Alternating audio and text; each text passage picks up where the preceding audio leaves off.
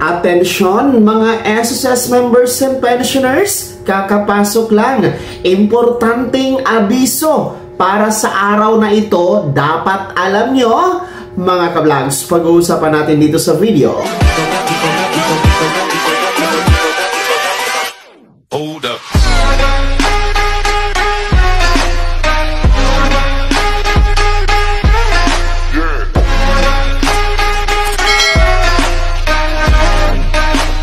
Hello mga ka-vlogs! Welcome dito sa aking YouTube channel. Magandang araw po sa lahat ng mga manonood. Saan po kayong dako sa mundo? Kumusta kayo mga ka-vlogs? Eto ha, kakapasok lang. Importanteng anunsyo at abiso mula sa SSS para ito sa araw na ito mga ka-vlogs. November 10, 2025. Mamaya-maya pag-uusapan natin. Pero kung bago ka pa lang dito sa aking YouTube channel o di ka pa nakasubscribe, abay click nyo muna ang subscribe button na nasa baba. Huwag kalimutan na pindutin ang notification bell. Ilagay nyo po sa all para updated ka sa lahat ng mga videos na i-upload ko.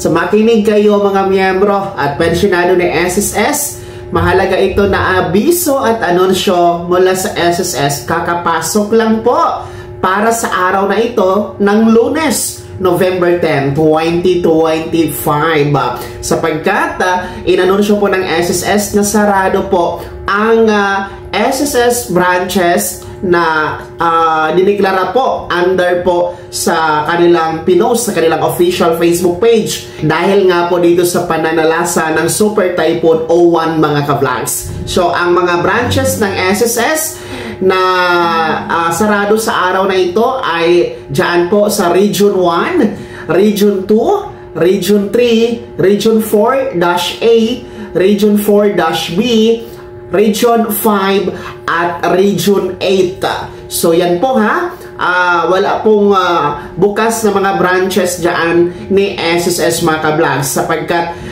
ayon po sa Proclamation number 106 na pirmado po ni Pangulong Bongbong Marcos, deklarado po yan, kinumpirma ng Malacanang Palace na suspendido ang tanggapan ng mga gobyerno, no? Mga tanggapan ng gobyerno sa mga areas na yan, kasama na nga po ang SSS. So, sa mga lugar na yan ha, Region 1, Region 2, Region 3, Region 4-A, Region 4-B, Region 5 at Region 8, sarado po ang SSS branch. Kaya iwasan na pumunta dyan para hindi kayo mag-aksaya ng oras at panahon. And of course, no, baka delikado din po dahil nga po sa pananalasa ng Super Typhoon O1 dyan sa inyong lugar mga ka-vlogs. So, ang operation po ni SSS sa mga lugar na nabanggit po natin, no, sa mga rehiyon na nabanggit po natin ay magre-resume o magbabalik muli bukas po, araw ng Martes, November 11, 2025. Kaya po sa mga lugar na ating mga nabanggit at maging dyan sa Luzon area mga ka-vlogs, some parts in Visayas, no, na mag-ingat po kayo ha sa Super Typhoon O1 mga ka-vlogs. Kumusta po ba kayo dyan? No? Kasi I think naglandfall na po no, in Aurora area, no? Yung Super Typhoon O1. So kumusta po ba ating mga ka-vlogs dyan?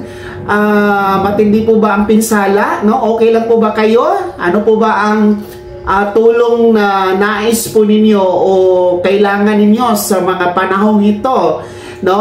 Pakikomento po sa comment section na nasa baba para mapaabot po natin sa mga kinauukulan at sa mga concerned individuals and agencies mga ka-vlogs na nais pong tumulong para sa inyo dyan. So, ang panalangin po talaga natin ay malagpasan ninyo at maging ligtas po ang lahat, no? Dito sa pananalasa po ng Super Typhoon O1. And ulitin ko, sa araw na ito, November 10, araw ng Lunes, sarado po ang mga branches na SSS sa Region 1, Region 2, Region 3, Region 4-A, Region 4-B, Region 5 at Region 8. At bukas po, November 11, araw ng Martes, pwede na po, no? Bukas na po. So sa mga meron talagang emergency na gustong i-follow up sa SSS, mag-online lamang kayo ha, gamit ang my.sss account ninyo mga ka-vlogs. Kaya naman mga SSS members and pensioners, ano po yung comment at reaction sa balitang ito?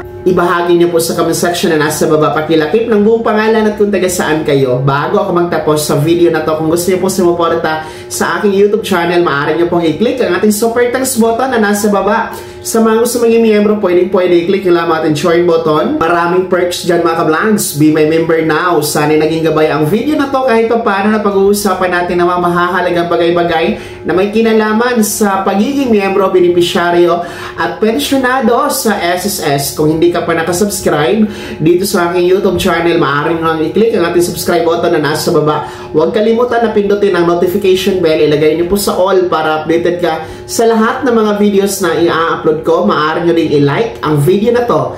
At kung meron ka pa mga katanungan, maaari nyo i-komento sa comment section na nasa baba. Paki-follow na din po ang aking official Facebook page na nasa screen nyo. Muli po, ako si Daniel Timpawa na nagsasabing dito sa aking YouTube channel, pawang katotohanan at lahat totoo lamang.